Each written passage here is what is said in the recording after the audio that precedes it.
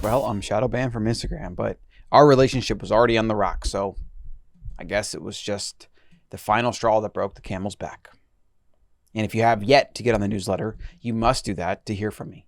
Or you and I will just be a once good thing. We will forget each other like old distant high school friends and early loves that we have a fuzzy image of in our mind. And sadly, we will never again experience the glow and warmth of connection. So if you don't get the Better Human newsletter over at thebetterhuman.co, then you're not going to hear from me. And we're not going to be able to have a relationship. I'm also on Twitter pretty active, so you can go there as well, at Colin Stucker. And I got a quote here from Mr. Naval, the one and only Naval Ravikant. Probably one of the smartest, my most favorite persons alive right now, at least as far as his ideas go. So truth-seeking is a hard business. You essentially have to understand with deep conviction things that you've been programmed to misunderstand. And this is from a piece on his website, nav.al/consensus, or either /failure or either /social. It's one of those. All three of them are worth reading, by the way. I'm going to be doing a show on each one. So I wrote my notes here. This is actually going to my new book Max Truth, which again, get on the newsletter, you get updates on that. And I'll be sending out early copies. So conviction is a dangerous word. On one hand, a conviction to your currently held beliefs is dogma. That's what it's called. It's dogma. On the other, conviction to truth is your most powerful pursuit. How do we know what determines our conviction? How do we know if we are convicted to truths that aren't actually truths? That's where it gets murky and dangerous, is we believe we have truth, or we believe we have whittled it down to first principles, which is very hard to do outside of math and certain physics. And even within that, you might be wrong as it pertains to the quantum realm or any other of the craziness that we don't yet understand about how the universe actually works. So if you think you have a truth and you don't, how is that going to manifest? How is that going to make you fragile? Socrates figured it out, though. There is an answer here.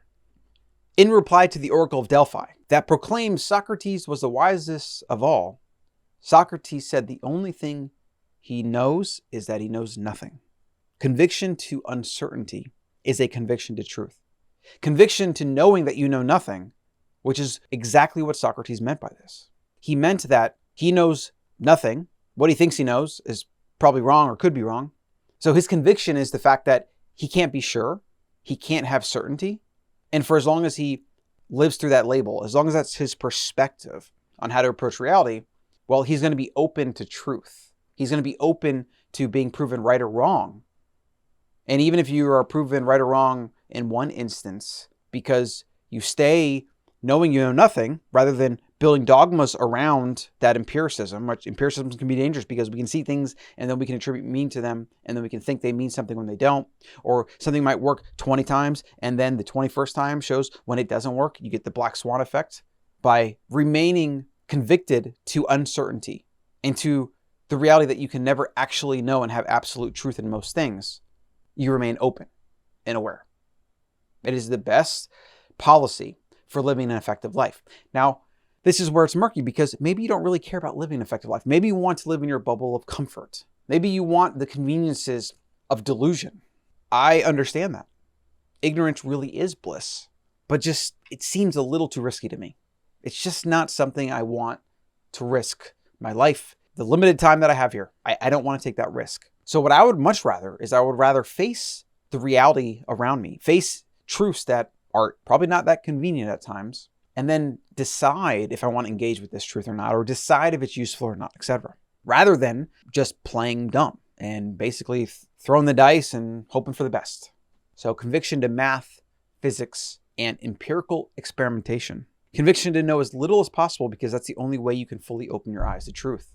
Now, I've seen this paradox in my own life. The pursuit of knowledge and wisdom and growth, I believe, I've experienced this. Maybe some other people can experience this, but it seems like if we look at like a sage or a monk or a master, they seem to probably come to a similar understanding here, or somebody like Socrates, is that in my 30s, I pursued truth and knowledge, awareness, wisdom, etc., betterment.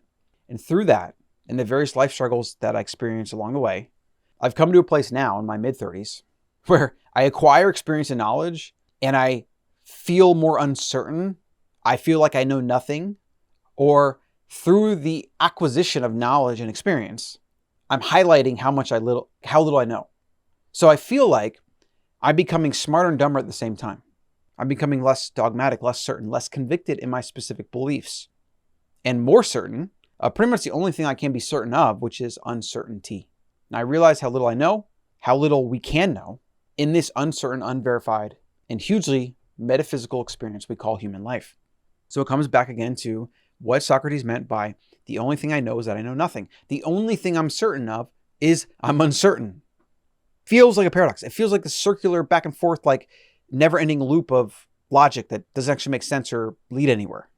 And humans being, directly linear creatures produced by nature to procreate and survive and get food and whatever, it's hard for us to fathom that.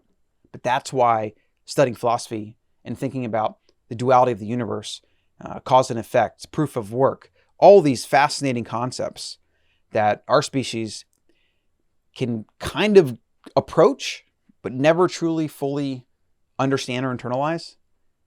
It's a fun pursuit, but it's also, in my opinion, one of the most important, because only through that pursuit can you reach a place where you realize how little you know. And then you adopt a mental framework that is based on, I know that I know nothing or almost nothing. And there are a few things based on principles that I've experimented that others have. There's a lot of data behind it.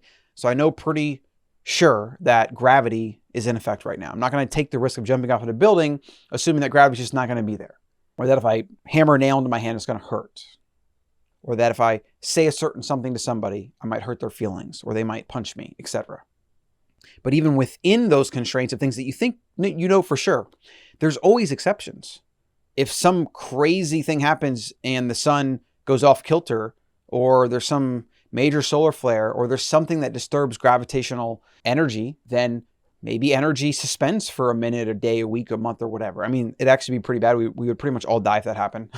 My understanding of the sun and the solar system, if it was thrown out of whack, it'd be very bad for us, because we were able to evolve on this floating rock as a result of a relatively stable orbital path and like night and day cycles and things like that. And if that got disrupted, maybe the entire ecosystem of Earth would be reset again, during the dinosaurs or whatever.